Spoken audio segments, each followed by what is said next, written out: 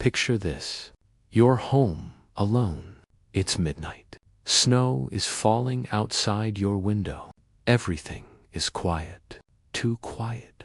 Then you hear breathing right behind you. But when you turn around, nobody's there. You tell yourself it's just your imagination. But then you feel cold fingers touch your shoulder. What would you do? Tonight, I'm sharing 5 absolutely terrifying true stories that happened during winter.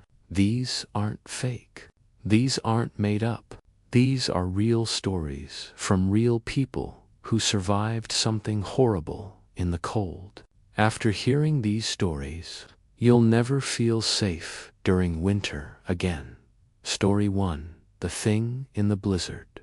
Sarah worked as a nurse in Minnesota. She was 28 years old, living alone in a small apartment near the hospital.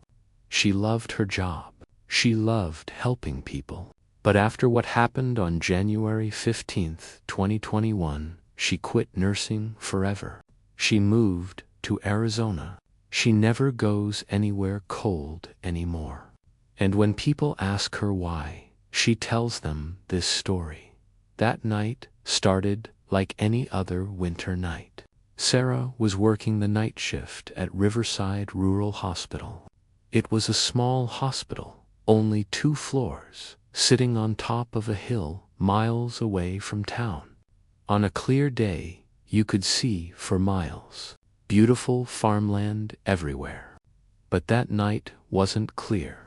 That night, one of the worst blizzards in Minnesota history was coming. The weather report said the storm would be bad. But nobody expected what actually happened. The storm hit at exactly 9:17 p.m. Sarah remembers the exact time because that's when everything started going wrong. Within 30 minutes, you couldn't see anything outside. Just white. Pure white chaos. The wind was screaming so loud it sounded alive. It sounded angry. The windows were shaking. The whole building was groaning like it might fall apart. Only 3 staff members made it to work that night. Sarah, an older nurse named Carol, and a security guard named Robert. That's it.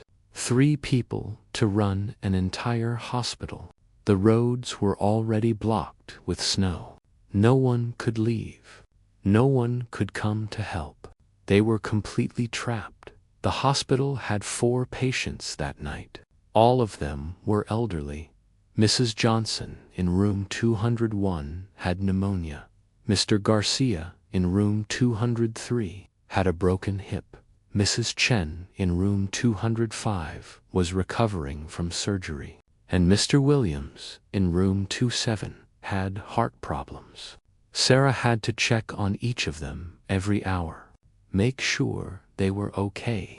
Give them their medicine. Keep them calm during the storm. At 10:30 p.m., the lights started flickering. The backup generator kicked in, but it didn't work properly. Instead of normal lights, everything turned this sick yellow color. The kind of light that makes shadows move in weird ways. The kind of light that makes you see things that aren't there. Or at least, you hope they aren't there. Sarah was doing her rounds at midnight. She had just finished checking on Mrs. Johnson when she walked past the big window at the end of the hallway. Usually, this window showed the parking lot and the valley beyond. It was Sarah's favorite spot during the day. She would sometimes eat her lunch there, looking at the view. But that night, there was no view. Just white snow swirling in the wind. But then Sarah saw something that made her stop walking. Something that made her heart skip a beat. There was a shape in the storm. A dark shape moving through the white snow. At first, Sarah thought it was just her eyes playing tricks. When you stare at snow for too long, you start seeing patterns that aren't real. But this was different. This shape was moving with purpose. It was walking. No, not walking. It was gliding through the storm like the wind didn't affect it at all. Sarah pressed her face against the cold glass to see better. The shape was getting closer. It was tall, really tall. Maybe 7 feet, maybe 8. It had arms and legs like a person, but they were too long, way too long. Its body was thin, stretched out like someone had pulled it like taffy. And its head, oh God, its head was wrong. It was too big on one side, like it was melting. The thing stopped right in front of the window, right in front of Sarah. That's when she saw its face, or what should have been a face. Where eyes should be, there were 2 lights, pale blue lights that glowed in the darkness. These lights, these eyes, they were looking right at Sarah, right into her soul. Sarah couldn't move. She wanted to run. Every part of her body was screaming at her to run, but she was frozen, like a mouse being stared at by a snake. The thing tilted its huge, misshapen head to the side, studying her. Then it raised one of its impossibly long arms. Its hand, if you could call it a hand, had fingers that were at least a foot long. It pressed this hand against the window. Immediately, ice spread across the glass from where it touched. But this wasn't normal ice. The ice was forming letters, words. Sarah watched in horror as a message appeared. Let me in. I'm so cold. Sarah finally found her voice. She screamed. She screamed so loud that Robert came running from the first floor. But by the time he got there, the thing was gone. The window was clear. No ice, no message, nothing. What's wrong? Robert asked. Out of breath from running up the stairs, Sarah pointed at the window, her hand shaking. There was something out there, something tall, it wrote on the window. It wanted to come in. Robert looked out the window. He didn't see anything. He put his hand on Sarah's shoulder. It's okay. The storm is just making you see things. It happens. Why don't you take a break? Get some coffee. But Sarah knew what she saw was real. And she was right to be scared, because the thing came back an hour later. Sarah was in the medication room preparing pills for the morning. The room was small, with one tiny window high up on the wall. She was counting pills when she heard scratching, like fingernails on glass. The scratching was coming from above her. From the ceiling, Sarah looked up. Through the small window, pressed against the glass, was that horrible face again. This close, she could see more details. Its skin wasn't really skin. It looked like ice that had come alive. You could see through it in some places. And its mouth. God, its mouth was full of teeth that looked like icicles, sharp, pointed, and way too many of them. The thing smiled at her. Actually smiled. Then it started talking. But the words weren't coming from its mouth. The words were appearing in Sarah's mind. She could hear them inside her head. Sarah, sweet Sarah, I know your name. I know everything about you. You're kind. You help people. Help me, Sarah. I'm so cold. I've been cold for so long. Just open the window. Just for a second. I promise I'll leave after I warm up. I promise. Sarah grabbed a metal tray and threw it at the window. The thing disappeared instantly. 1 second it was there, the next it was gone, like it had never existed at all. But it wasn't done with her. Over the next 4 hours, Sarah saw it 3 more times. Once, it was standing in the parking lot, visible through the lobby windows. It was just standing there in the storm, not moving, those blue lights staring at the building. Another time, she heard footsteps on the roof. heavy footsteps that followed her as she walked down the hallway. The footsteps stopped when she stopped. They moved when she moved. The worst encounter happened at 4:07 a.m. Sarah was back in the medication room. She had to be. The patients needed their medicine. She was trying to ignore the fear, trying to focus on her job. That's when the lights went out completely.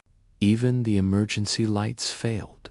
The room was pitch black, except for the dim light from the snow outside the tiny window. Then she heard breathing. Slow, deep breathing. Right behind her, Sarah spun around. Nothing there. But the breathing continued. It was getting closer. She backed up against the wall. Something cold touched her face, like frozen fingers stroking her cheek.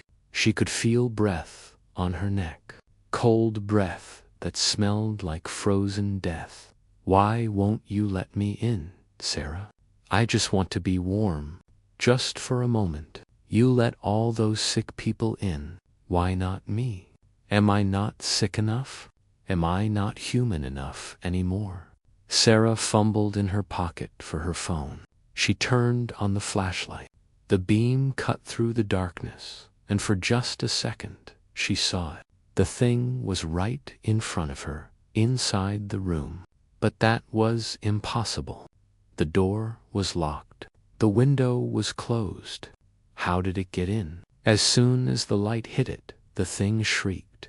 It was the worst sound Sarah had ever heard, like glass breaking mixed with a dying animal's scream. The thing dissolved into mist and was sucked out through the tiny gap under the door. Sarah ran out of the medication room and didn't go back.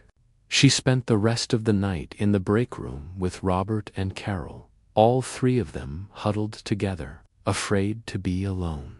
The storm finally broke at 7 a.m.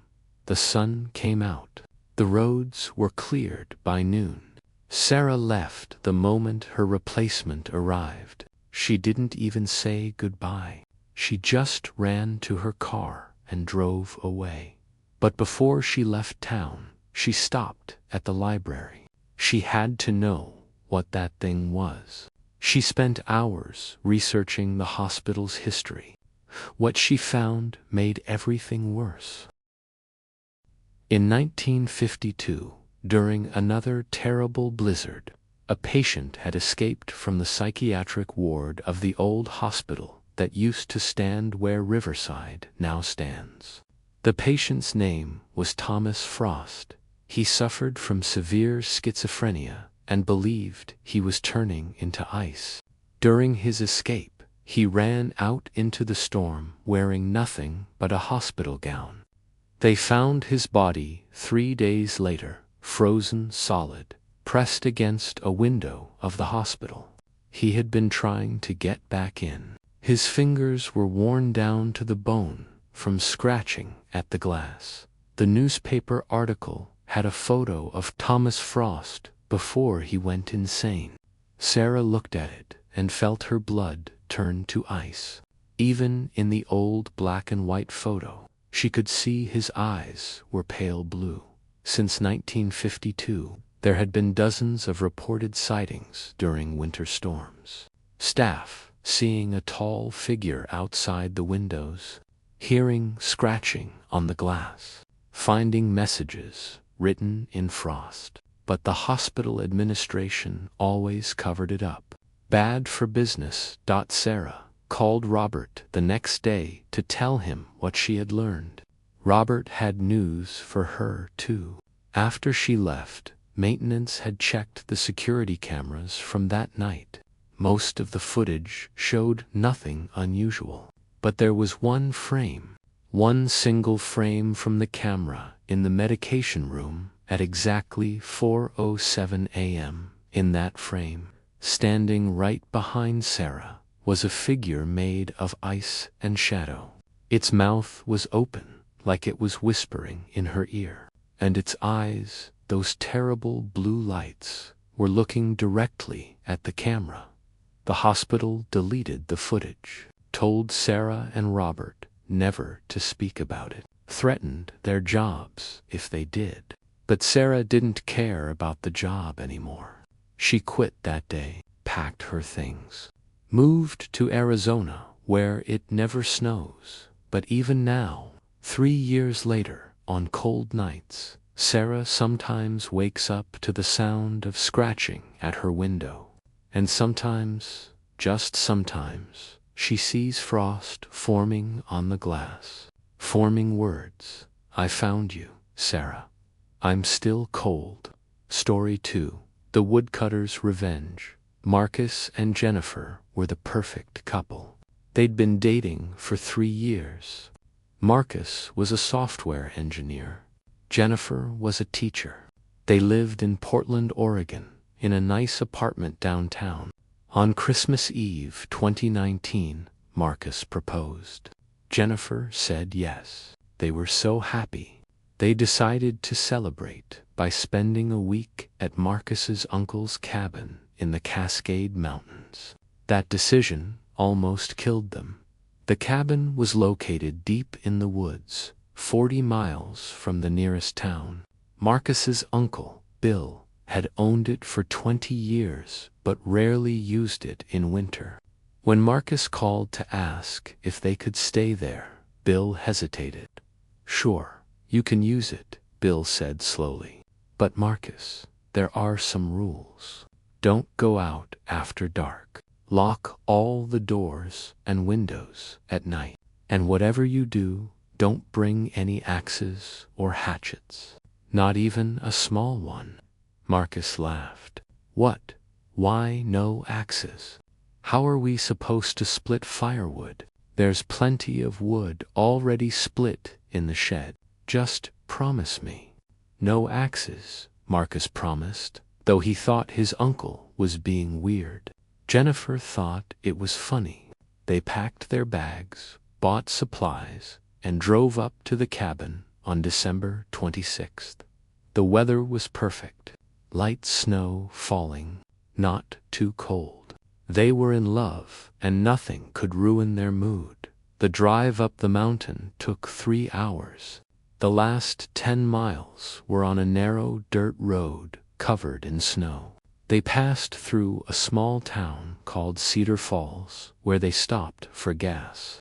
That's where things started getting strange. The gas station was old, the kind with just 2 pumps and a small store.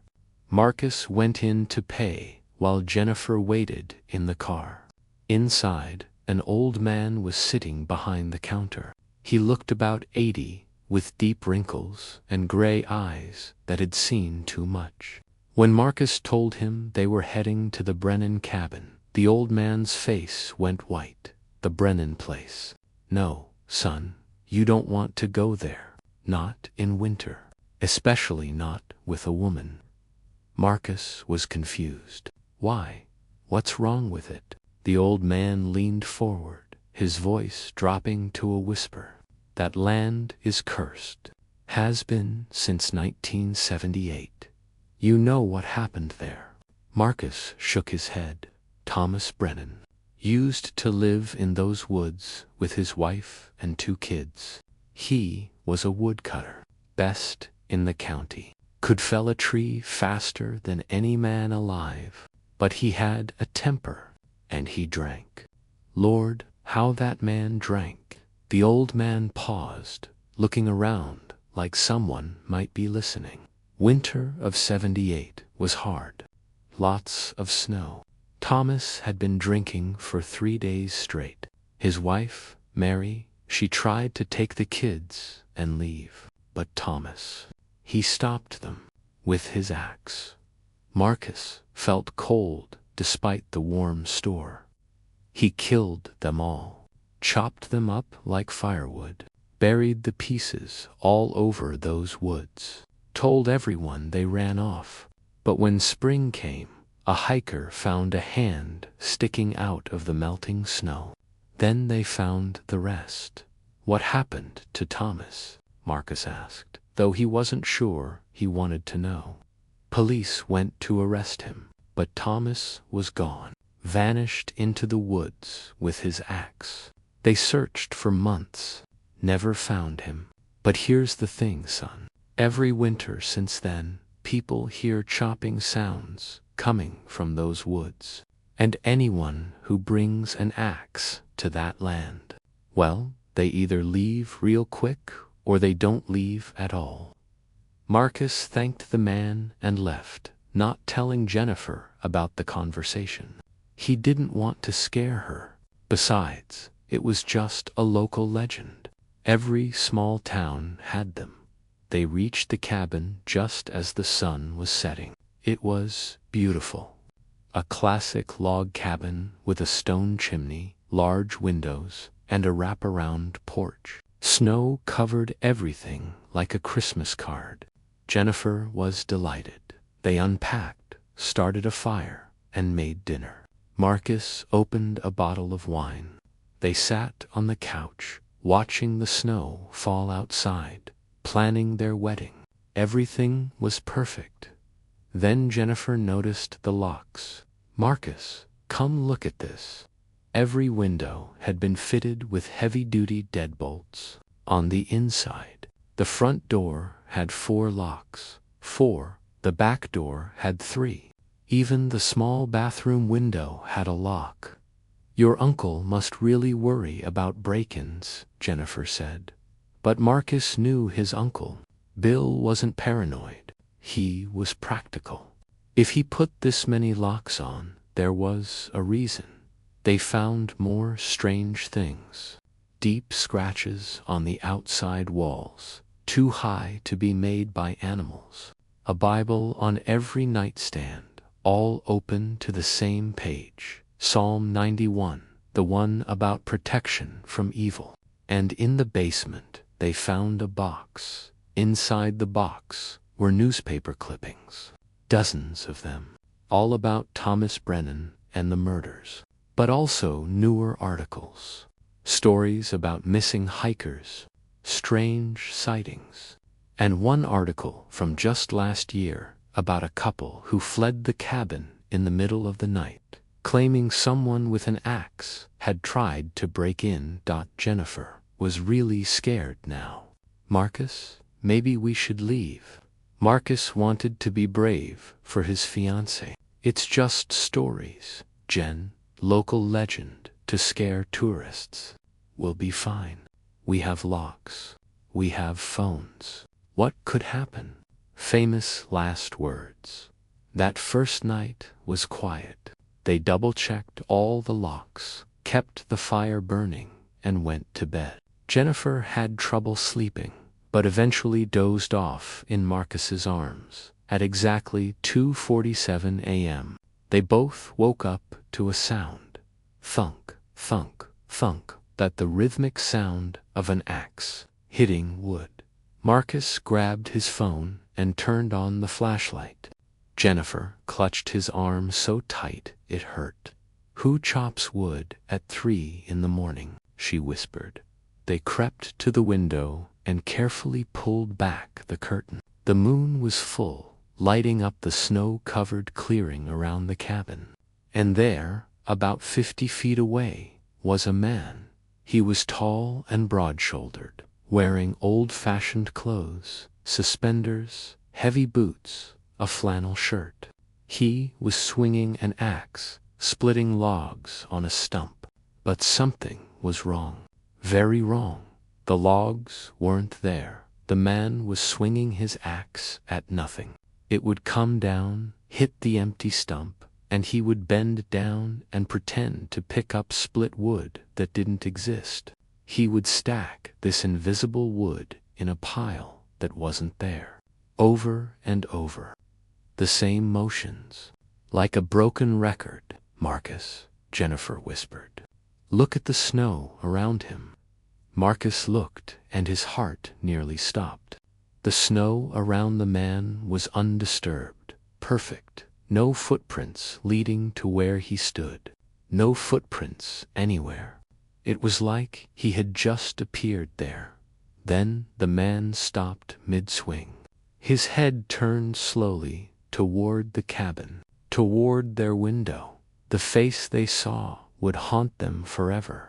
It was gaunt, skeletal, with hollow black pits where eyes should be.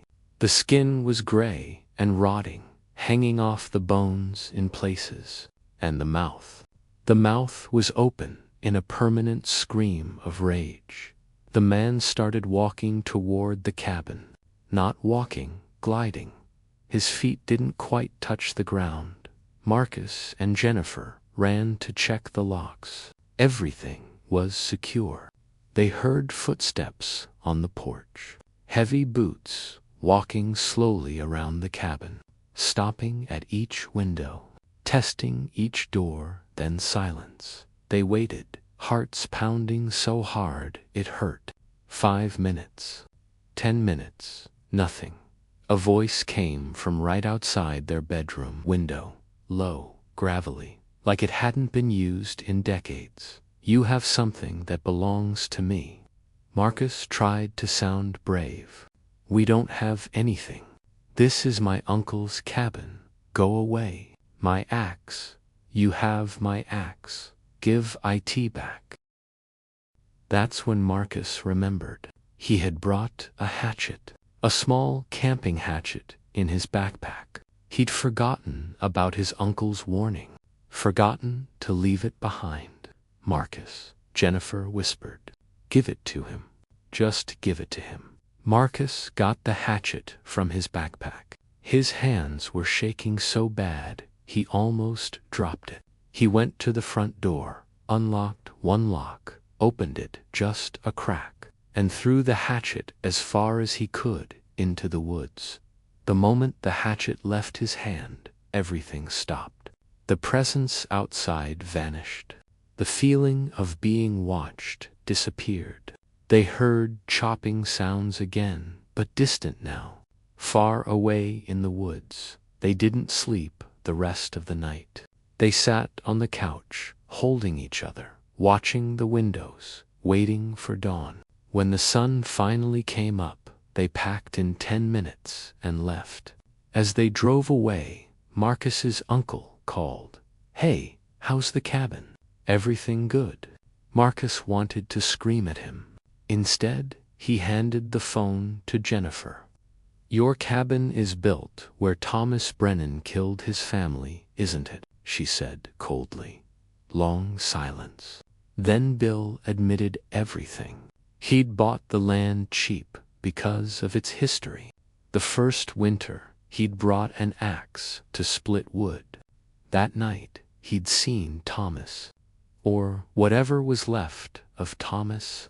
The ghost had nearly broken down the door, trying to get his axe back.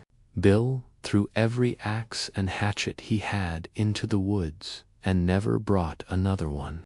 He'd installed the locks the next day. "I should have told you," Bill said. "I just thought, if you didn't bring an axe, you'd be fine. I've stayed there dozens of times since, with no problems." Marcus took the phone back. "You knew there was a murderous ghost, and you let us stay there." "He's not murderous," Bill said defensively. "He just wants his axe. All the axes. I think he's looking for the specific one he used to. You know, he thinks if he finds it, he can undo what he did. He's insane, even in death." Marcus hung up. They never spoke to Bill again. But here's the really scary part.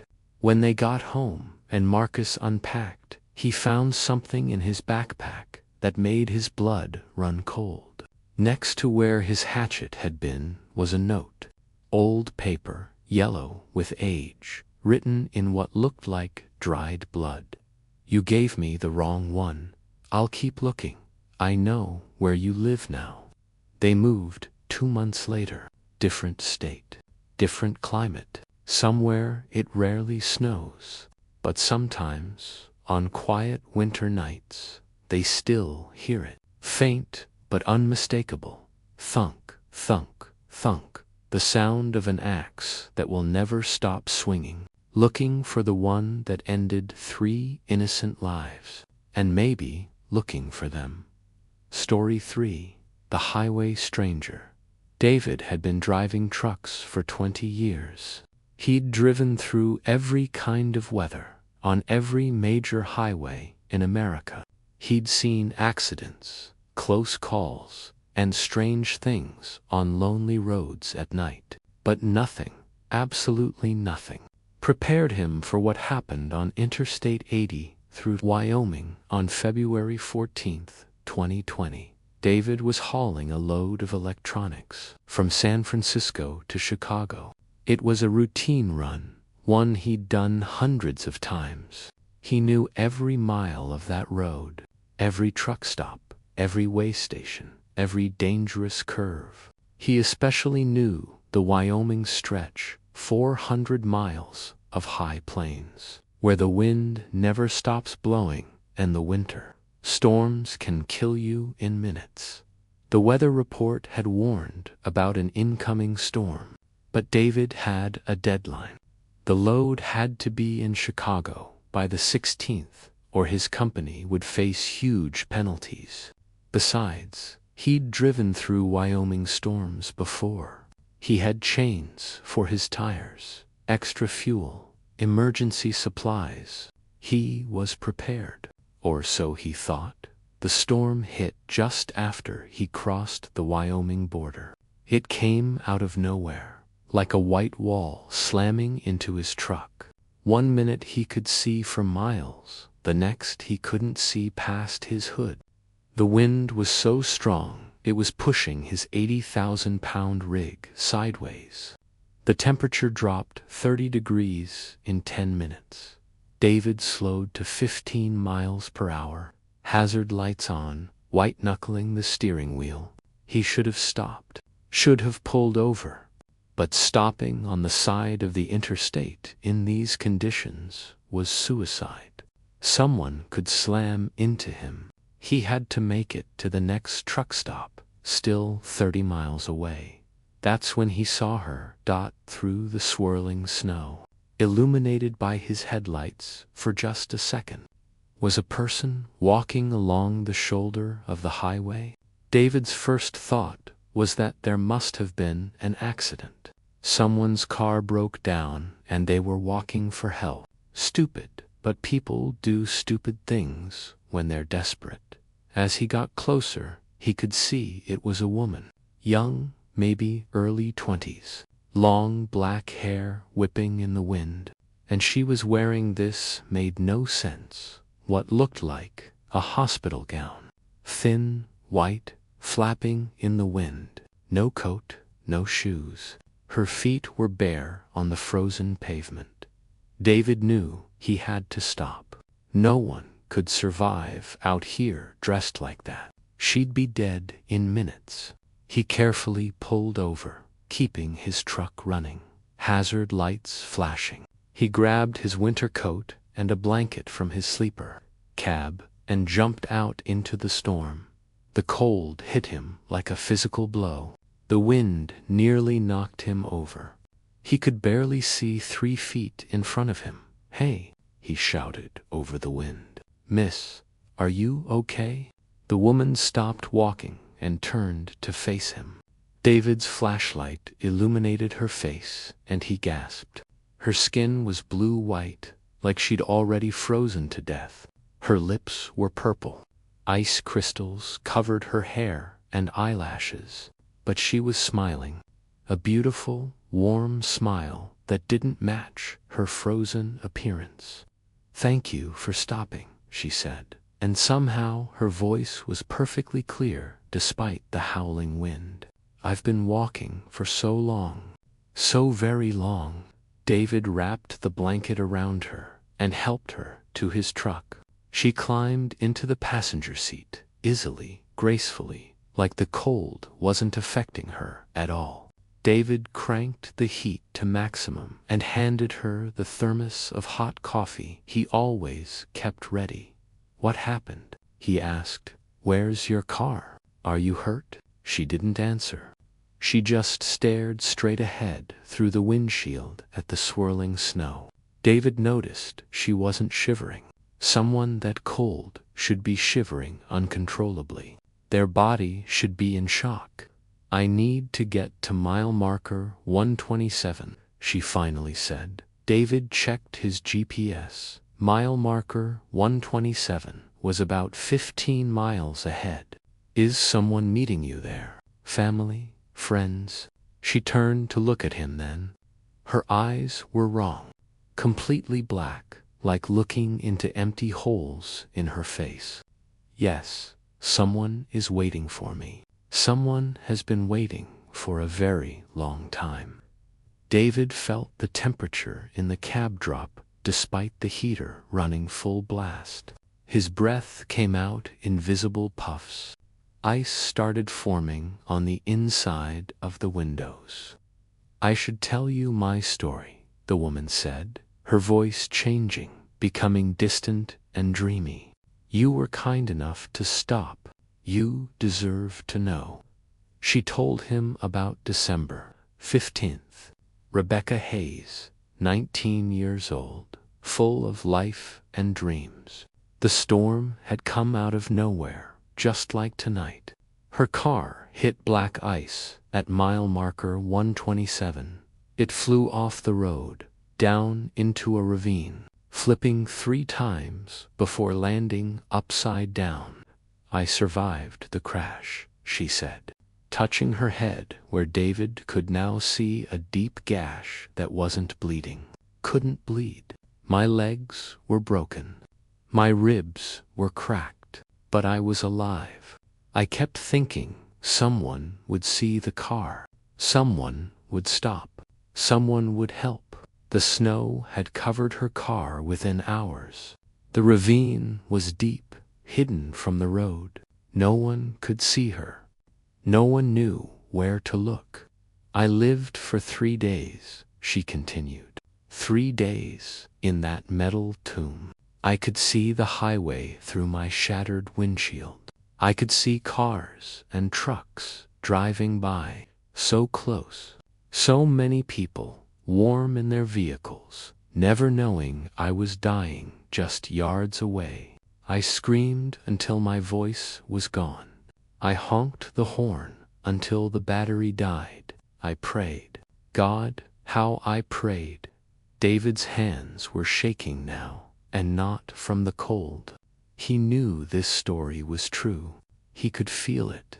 The cold took me piece by piece, Rebecca said. First my toes, then my fingers, then my legs. The pain was incredible at first, then it went away. Everything went numb, and finally, on the 3rd night, I closed my eyes and died.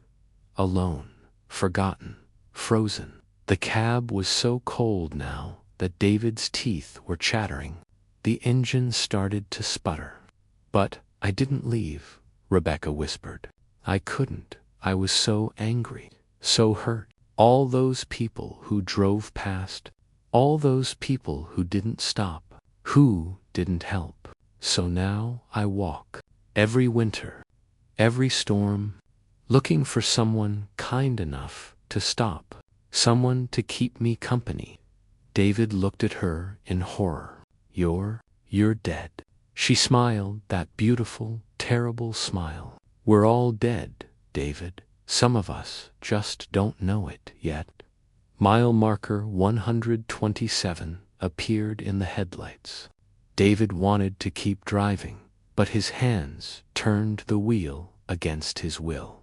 The truck slowed, pulled over, stopped. Right at mile marker 127. Look, Rebecca said, pointing down into the ravine through a break in the storm. David could see them. Cars, dozens and dozens of cars and trucks scattered down the slope. Some old, covered in rust and snow. Some newer, still shiny under the ice. All of them pulled over at mile marker 127. All of them with drivers who had been kind enough to stop. Everyone who stops for me stays, Rebecca said. It's only fair, don't you think? I waited 3 days for help that never came. Now you can wait with me forever. The engine died. The lights went out. The locks clicked shut. David grabbed the door handle. It wouldn't budge. The cold was incredible, painful, like needles stabbing every inch of exposed skin. "Don't fight it," Rebecca said softly. "Fighting makes it worse. Just accept it. First you'll be cold, then you'll be warm, then you'll sleep, and when you wake up, you'll be like me, and we can walk together, forever and ever." Ice was forming on David's skin. His fingers were going numb. He was going to die. He knew it. But then his hand brushed against something hanging from his mirror. His grandmother's cross. She'd given it to him when he started driving trucks. "To keep you safe," she'd said. David grabbed the cross with his frozen fingers and held it up. "In the name of Jesus Christ, I command you to leave," Rebecca shrieked. It wasn't a human sound. It was the sound of wind through a broken window, of ice cracking on a frozen lake, of metal tearing in a crash. She flew backward against the passenger door, her form flickering like a bad TV signal. "You would leave me," she screamed, her voice multiplying into dozens of voices. Men, women, children, all the people she'd trapped. "You would abandon me like all the others." The passenger door burst open. Rebecca was sucked out into the storm, her shriek echoing across the frozen wasteland. The truck roared back to life. The locks clicked open. David didn't hesitate. He slammed the truck into gear and floored it, driving through the rest of the storm without stopping. Without looking back, he made it to the truck stop at dawn, hands shaking so badly he could barely hold his coffee. He called his dispatcher and reported engine trouble, taking a week off. During that week, he researched. He had to know if Rebecca Hayes was real. She was. Every detail of her story was true. She died exactly as she described, found only when the spring thaw revealed her car. But that wasn't the worst part. Since 1987, there had been 43 unexplained disappearances along that stretch of Interstate 80, always in winter, always during storms. The vehicles were found at mile marker 127, but the drivers were never found. David quit long-haul trucking after that. He only does local deliveries now, home every night. He never drives in storms. And he never, ever stops for hitchhikers. When he was researching Rebecca Hayes, he found a photo of her from before she died. She was beautiful, full of life, smiling at the camera. And in her eyes, he could see kindness, real kindness. She had been a good person who died horribly and alone. Sometimes David wonders if he should have stayed with her. If maybe that's what she really needed. Not victims, but someone to finally keep her company in death, like no one had in her final moments of life.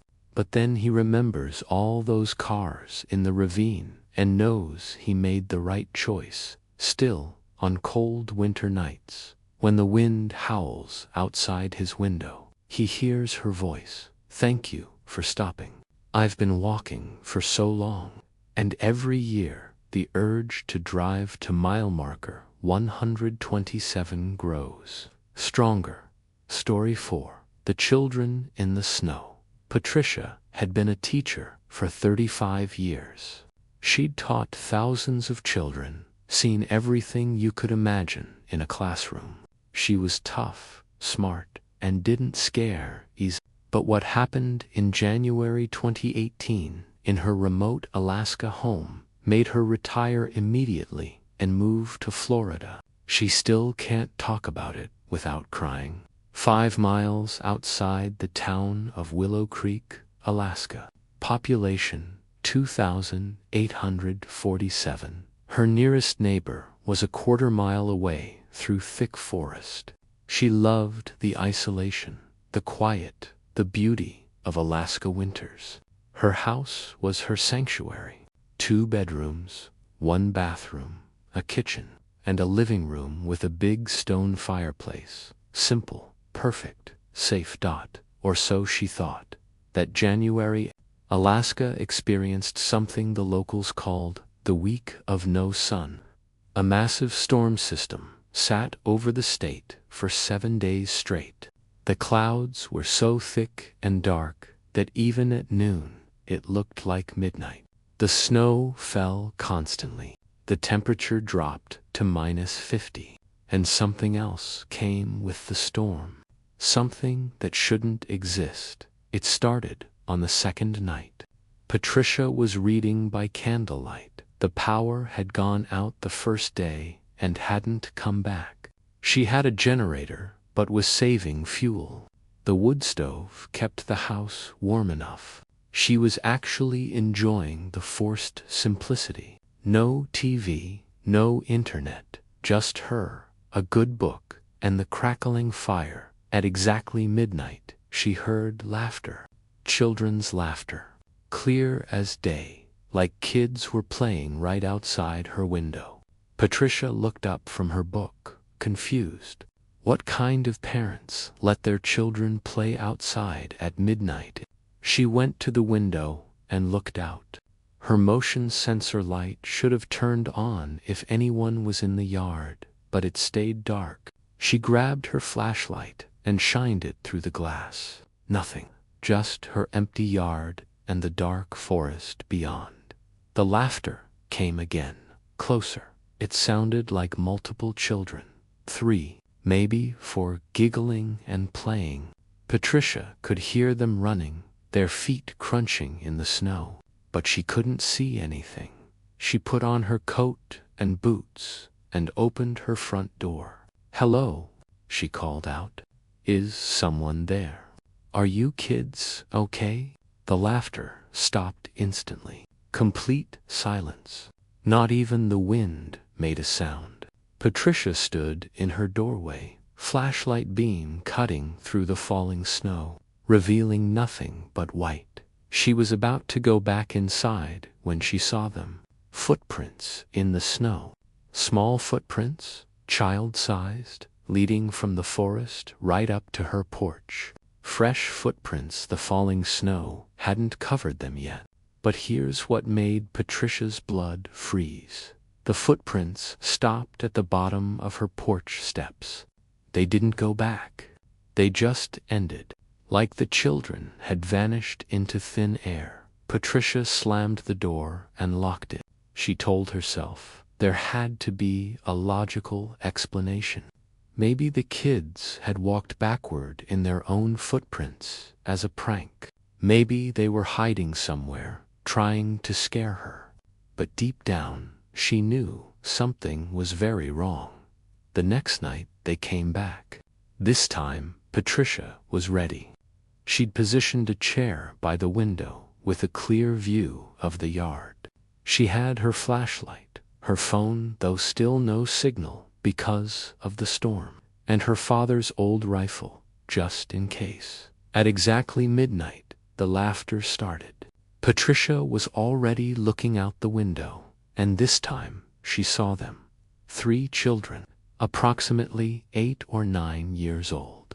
2 girls and a boy. They were wearing old-fashioned clothes, the kind children wore in the 1950s or 60s. Heavy wool coats, knit hats, mittens on strings. They were playing in her yard, throwing snowballs, making snow angels, building a snowman. But something was wrong with the picture. Their movements were too perfect, too synchronized. When one child threw a snowball, the others moved at exactly the same speed to dodge it. When they made snow angels, their arms and legs moved in perfect unison. It was like watching a choreographed dance rather than children playing, and there was no sound except the laughter. The snowballs made no sound when they hit. Their feet made no sound in the snow. Only that constant, rhythmic giggling that didn't match their movements. Patricia watched, unable to look away. Then one of the children, a girl with blonde braids sticking out from under her hat, stopped playing and looked directly at Patricia's window. The child smiled and waved. Without thinking, Patricia waved back. That was her mistake. All three children immediately stopped playing. They turned in perfect unison to face her house. They stood in a line, perfectly still, smiling identical smiles. Then they began to walk toward her house, not like normal children would walk, running, skipping, chaotic. They moved in perfect synchronization, like puppets controlled by the same hand. Patricia backed away from the window. The children walked up her porch steps. She heard them stop at her door. Then came the knocking, soft at first, almost polite. Knock, knock, knock, Miss Patricia. A sweet child's voice called, "We're cold. Can we come in to warm up?" Patricia's heart nearly stopped. She hadn't told them her name. She hadn't spoken to them. How did they know her name? "Go home, children," she yelled through the door. "Your parents must be worried." "We can't go home, Miss Patricia," another voice answered. A boy this time. "We don't remember the way. We've been lost for so long, so very long." "Please, Miss Patricia," the third child added. "We promise we'll be good. We just want to warm up by your fire. Just for a little while." The knocking continued, steady, patient, never getting louder or more aggressive. Just that constant knock, knock, knock. Patricia sat in her hallway, back against the wall, rifle across her lap, praying for dawn. The knocking went on for 3 hours. 3 hours of constant knocking and pleading. The children never got tired. Their voices never changed. The same requests over and over. "Please, let us in. We're so cold. We promise we'll be good." "Don't you like children, Miss Patricia? We know you were a teacher. We could be your students, forever and ever." Finally, just before dawn, the knocking stopped. Patricia waited another hour before looking outside. The children were gone, but written in the snow in front of her door, in perfect child's handwriting, were 3 words. "See you tonight." Patricia couldn't handle another night of this. She tried to leave, but her car wouldn't start. The engine was frozen solid, which didn't make sense. She'd run it just yesterday. She tried calling for help, but the phones were still down. She even tried walking to her neighbor's house, but somehow kept getting turned around in the forest, always ending up back at her own front door. She was trapped as darkness fell on the 4th night. Patricia barricaded herself in her bedroom. She pushed her dresser against the door, pulled a bookshelf in front of the window. She sat on her bed with her rifle, her Bible, and every candle she could find burning around her. Midnight came. The laughter started, but this time it was inside the house. She could hear them running through her living room, little feet pounding on her hardwood floors, furniture being moved, cabinets opening and closing. They were playing hide and seek. "Ready or not, here we come," they sang in unison. Footsteps climbed the stairs, slow, deliberate. They stopped outside her bedroom door. "We know you're in there, Miss Patricia," the blonde girl's voice said. "Don't you want to play with us?" The doorknob turned. The dresser began to slide across the floor, pushed by impossible strength. "We've been waiting for a teacher," the boy said. "Someone to teach us how to be alive again. We forgot. We've been dead for so long, we forgot what it's like. But you could teach us." You're such a good teacher. The dresser toppled over with a crash. The door swung open. The three children stood in the doorway, backlit by the hallway light. But the light was wrong. It was blue, cold, like moonlight on snow. Patricia could see them clearly now. Their skin was pale, almost translucent. Their eyes were completely white, like frozen marbles. When they smiled, ice crystals fell from their lips. "Come play with us, Miss Patricia," they said in unison. "Forever and ever and ever." They stepped into the room. Patricia raised her rifle, but her fingers were too cold to pull the trigger. The temperature had dropped so dramatically that ice was forming on the walls. Her breath came out in huge white clouds. The children surrounded her bed. They reached out their small hands toward her. Patricia could see through their skin to the bones beneath. Old bones, brittle bones, dead bones. Just when their fingers were about to touch her, Patricia did the only thing she could think of. She started reciting a nursery rhyme, the one she'd taught to hundreds of children over the years. Mary had a little lamb, little lamb, little lamb. Mary had a little lamb whose fleece was white as snow. The children froze. Their white eyes widened, and everywhere that Mary went, Mary went, Mary went. Everywhere that Mary went, the lamb was sure to go. The children began to mouth the words along with her, their frozen lips moving in sync with hers. It followed her to school one day, school one day, school one day. It followed her to school one day, which was against the rules. Tears of ice began rolling down the children's cheeks. They were remembering being alive, remembering school, remembering warmth. It made the children laugh and play, laugh and play, laugh and play. It made the children laugh and play to see a lamb at school. The children stepped back. Their forms began to flicker like candle flames in wind. The blonde girl spoke. Her voice no longer multiplied, but single and sad. I remember my teacher, Mrs. Anderson. She taught us that song." "I remember too," the boy whispered. "We were coming home from school. The storm came. We got lost in the woods. We were so cold," the third child added. "We tried to stay together, tried to stay warm, but the cold took us."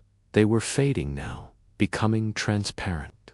"Thank you, Miss Patricia," they said together. "Thank you for helping us remember." And then they were gone. Not dramatically. They just faded away like morning mist. The temperature returned to normal. The ice on the walls melted instantly, running down in streams. Patricia sat there until dawn, crying. When the sun finally came up, she packed everything she could fit in 2 suitcases and walked to town. Her car started immediately. The phones worked. It was like the last 3 nights had never happened. But before she left Alaska forever, Patricia did some research at the town library. In 1963, 3 children, Margaret Olson, aged 9, Timothy Brown, aged 8, and Susan Walsh, aged 9, had gone missing during a blizzard. They'd been walking home from school when the storm hit. Their bodies were found that spring, huddled together in a hollow tree, frozen solid. The tree was located exactly where Patricia's house now stood. The house had been built in 1985 by a man named Roger Clemens. He'd lived there for 2 years before abandoning it suddenly, telling people the house was occupied. The next owner lasted 6 months. Then another lasted 3 months. Patricia had bought it cheap at auction, thinking she'd gotten a great deal. She'd actually bought a grave. Patricia lives in Miami now. No snow, no cold, no children knocking at her door. But sometimes, on particularly quiet nights, she can still hear them laughing, playing, asking to come in, and sometimes, in her dreams, she lets them. Story 5. The Last Storm. Picture this. You wake up at night. You look outside your window. The snow is falling, but something is wrong. Very wrong. The snow feels warm, like human skin, and everyone in your town starts walking outside. They never come back. This is exactly what happened in a small town called Millbrook in Vermont. February 2022. Only 2 years ago. What I'm about to tell you is so scary that the government tried to hide it. But I found 5 people who lived through it. 5 people who watched their town disappear in one single night. Let me tell you their story. Millbrook was a tiny place. Just 847 people lived there. Everyone knew everyone. It was the kind of town where you leave your doors unlocked, where kids play in the streets, where nothing bad ever happens. Until that night. After that night, only 423 people were left. The others, they were taken. And nobody knows where they went. Michael Chen was 34 years old. He worked at the local grocery store. He lived alone in a small house near the woods. On February 15th, the weather report said a big storm was coming. Michael wasn't worried. He had lived through many storms before. He had food. He had water. He had flashlights. He thought he was ready. He was wrong. So very wrong. The storm started at 8 p.m. Michael was watching TV when the first snowflakes started falling. He went to his window to watch. He loved watching snow fall. It was peaceful, beautiful. But when he opened his window to catch a snowflake, something impossible happened. The snow was warm, not just a little warm. It was exactly the temperature of human skin, like someone with a fever was touching his hand. Michael pulled his hand back quickly.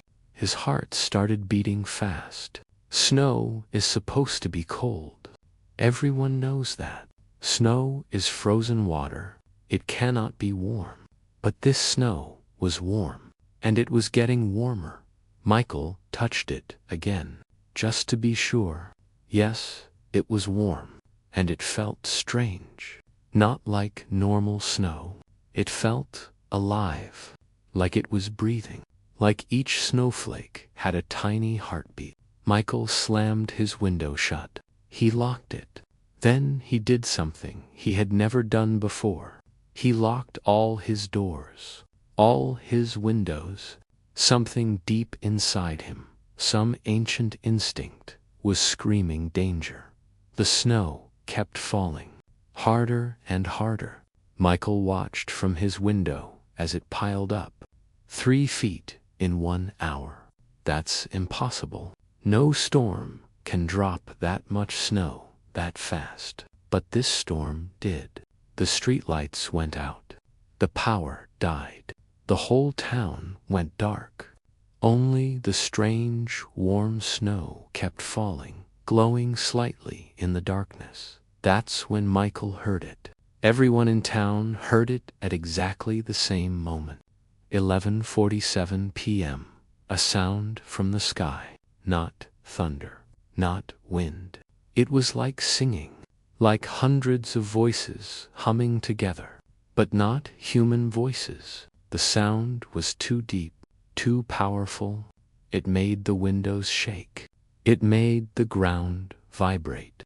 It came from everywhere and nowhere at the same time. Michael watched his neighbor's house, Mr. and Mrs. Peterson, an old couple who had lived there for 40 years. He saw their front door open. They walked out into the storm, both of them in their pajamas. No coats, no shoes. They stood in their front yard with their arms spread wide. The warm snow covered them quickly, but they didn't move. They just stood there, smiling at the sky. Michael banged on his window. He yelled their names. Mrs. Peterson turned to look at him. Her eyes were glowing white, not reflecting light, actually glowing from inside, like there were flashlights behind her eyeballs. She smiled at him. Then she turned back to the sky. All over town, the same thing was happening. People were walking out of their houses. Men, women, teenagers, even small children.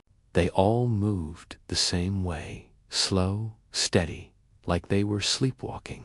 But they all walked in the same direction, toward the center of town.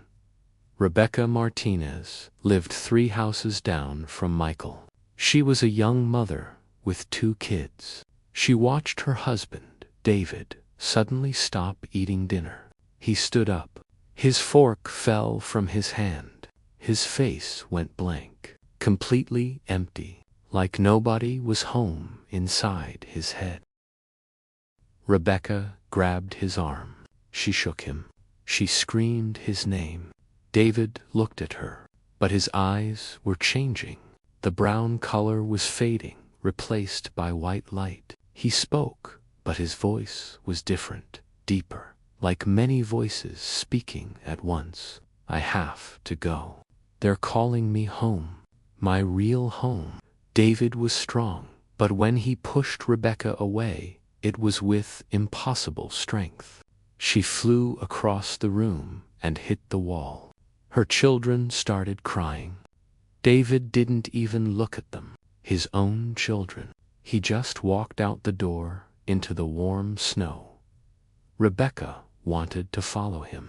Every part of her body wanted to go outside. The humming sound was so beautiful. It promised her everything she ever wanted: peace, love, no more pain, no more worry. Just warm snow and eternal happiness. She was walking toward the door when her daughter, little Sophie, grabbed her leg. Mommy, don't go. Please don't go. Sophie's fear broke the spell. Rebecca picked up both her children and ran to the bedroom. She locked the door. She put the kids in the closet and told them to cover their ears. Then she watched from the window as hundreds of people walked through the streets. Tom Bradley was the town mechanic. Strong guy, tough guy, never afraid of anything. But that night, he was terrified. His wife, Karen, had been knitting on the couch. They were talking about their vacation plans. Then the humming started. Karen's hands stopped moving. The knitting needles fell. She stood up like a robot. Tom grabbed her. He's a big man, 250 pounds of muscle. But Karen threw him off like he weighed nothing. She walked to the door. Tom got up and blocked her path. Karen, baby, what's wrong? Talk to me. Karen looked right through him. Her eyes were turning white. She spoke, but it wasn't her voice anymore. The collectors have come.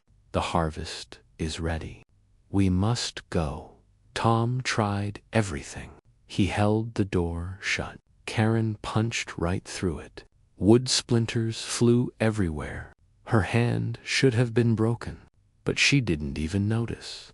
She walked through the broken door into the storm. Tom followed her for a few steps. The moment the warm snow touched his skin, he felt it. The call.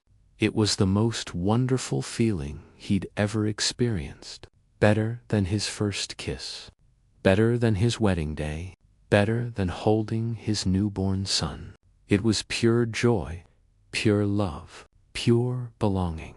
He took another step, then another. The warm snow was covering him. He didn't care. Nothing mattered except answering the call. Then he heard screaming. His neighbor, Jennifer Walsh, was yelling from her window. Tom, Tom, wake up. Don't go. Fight it. Her voice was like cold water on his face. Tom stumbled backward. He fell into his house and crawled away from the door. He could still feel the pull. Even now, safe inside, he wanted to go back out. He locked himself in the bathroom and turned on the cold shower. The cold water helped fight the warm feeling from the snow. From his bathroom window, Tom could see the town square. Hundreds of people were gathering there. They stood in perfect circles around the old war memorial. Men, women, children, all standing perfectly still, all looking up at the sky with glowing white eyes. The warm snow covered them, but they didn't move. They looked like statues made of snow. Then the sky broke open, not clouds moving apart. The actual sky tore open like paper, like reality itself was ripping. Behind the tear was not space, not stars. It was something else, something that shouldn't exist. Colors that don't have names, shapes that hurt to look at.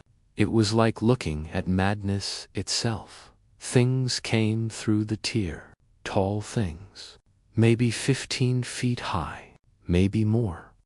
They were hard to see clearly. Looking at them directly made you dizzy, made you sick. They seemed to be made of the same warm snow, but solid.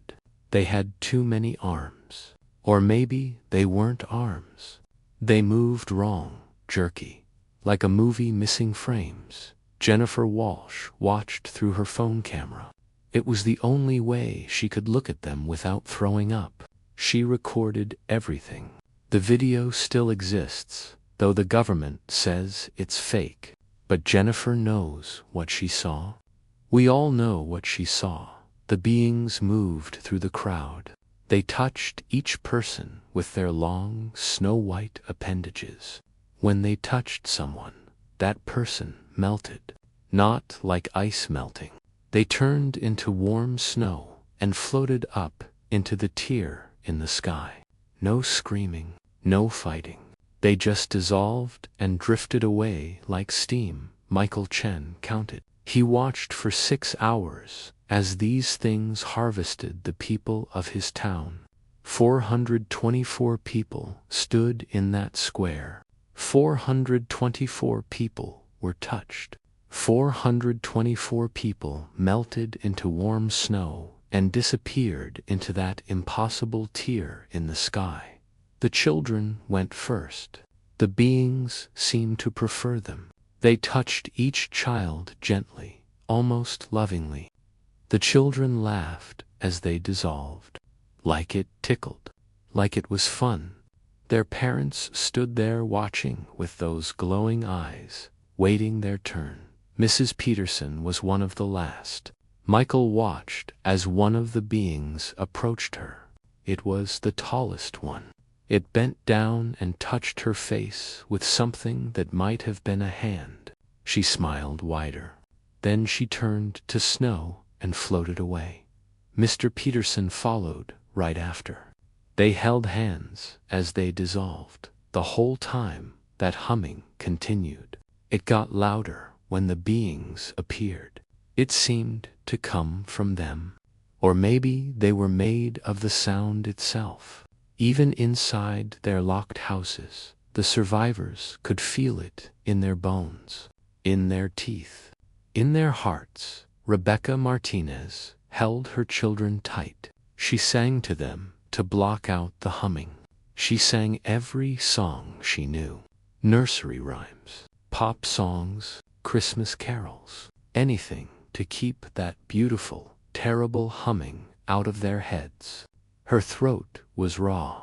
Her voice was almost gone, but she kept singing.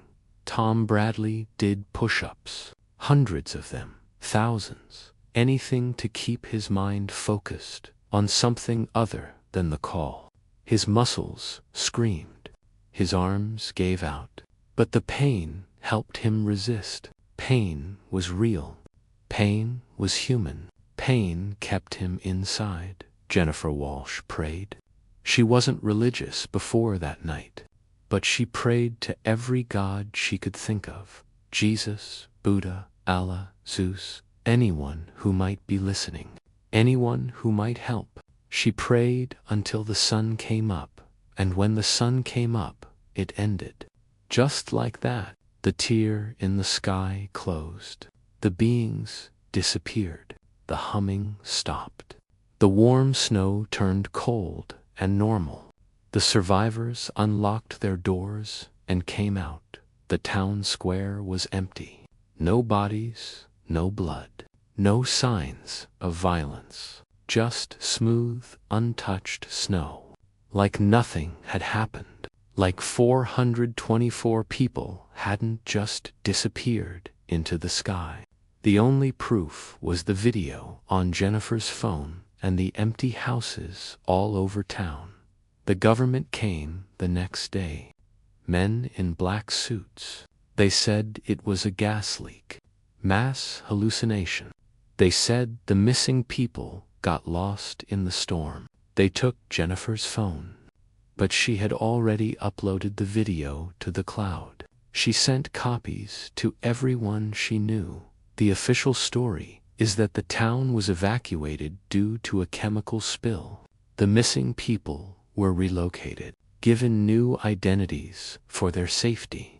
But the survivors know the truth. They know what they saw, what they felt, what they resisted. And here's the worst part.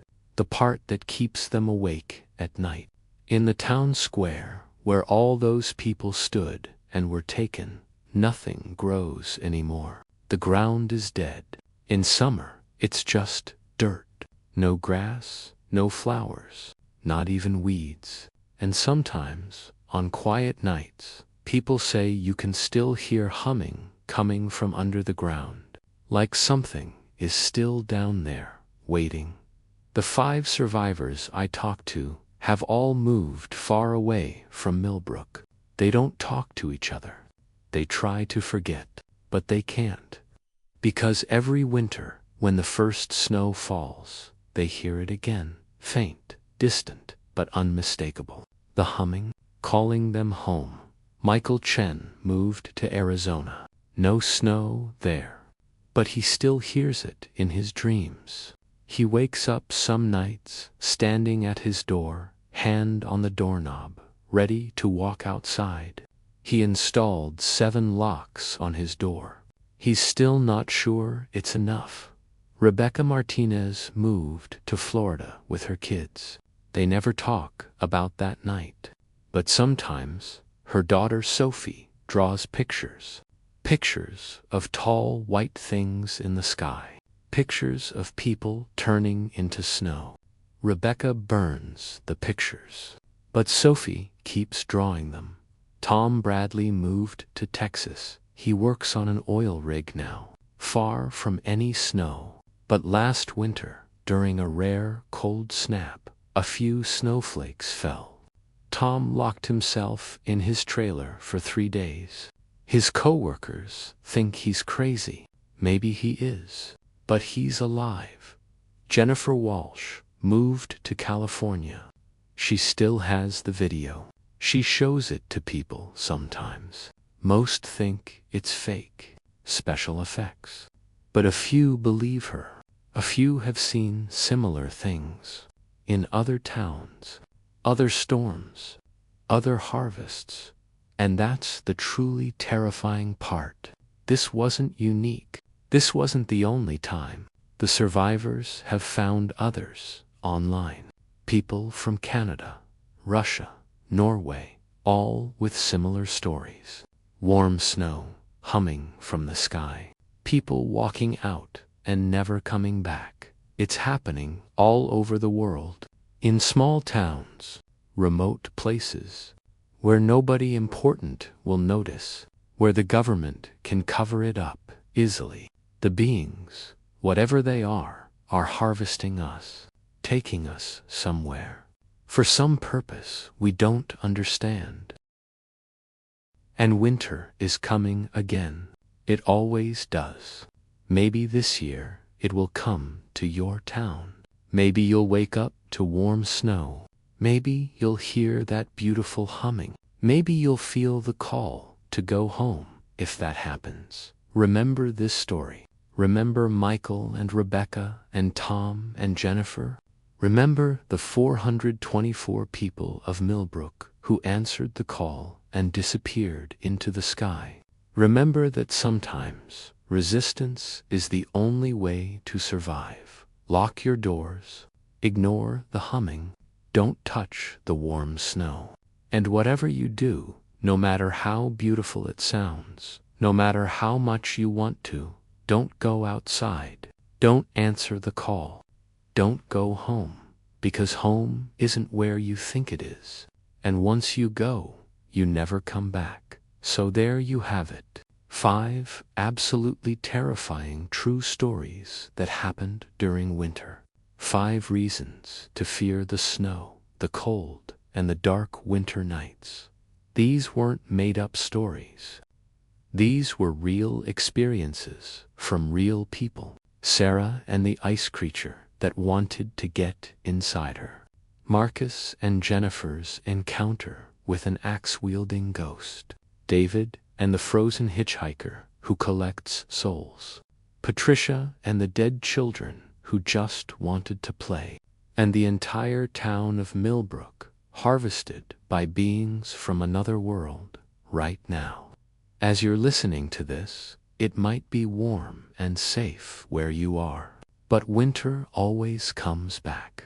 And with winter comes the darkness, the isolation, the things that hide in the snow and wait for victims. Next time you see snow falling, remember these stories.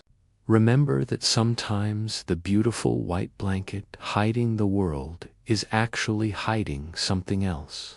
Something hungry, something patient, something that knocks on doors and asks to come in. Check your locks tonight. Close your curtains.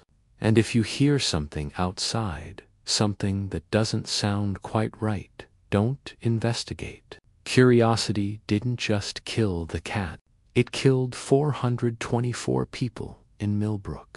It almost killed Sarah, Marcus, Jennifer, David, Patricia, and countless others. Winter is beautiful, but beauty can be deadly. The snow looks soft and peaceful, but it can hide monsters. The cold seems clean and pure, but it can carry voices from the dead. The isolation feels cozy, but it means nobody can hear you scream. Thank you for listening to these true horror stories. If you made it this far, you're braver than most. Hit that like button if these stories scared you. Share this video with someone who thinks they're tough enough to handle real fear. And subscribe for more true horror stories that will keep you awake at night before you go. Let me leave you with one final thought. These 5 stories all happened in the last few years. They're not old legends or ancient myths. They're recent, they're real, and they're still happening. Maybe you've experienced something similar. Maybe you've seen something in the snow that shouldn't be there. Maybe you've heard sounds on winter nights that don't make sense. If you have, you're not alone, and you're not crazy. The winter darkness hides more than we know. Stay warm, stay safe, stay inside. And remember, when winter comes knocking at your door, sometimes the kindest thing you can do is not answer. Sleep well tonight, if you can. This is your host, signing off. Until next time, keep your doors locked and your lights on, because somewhere out there, in the cold and the dark, something is waiting, something is watching, something is hungry, and winter is its hunting season. Good night, everyone, sweet dreams, and remember, The snow is always watching.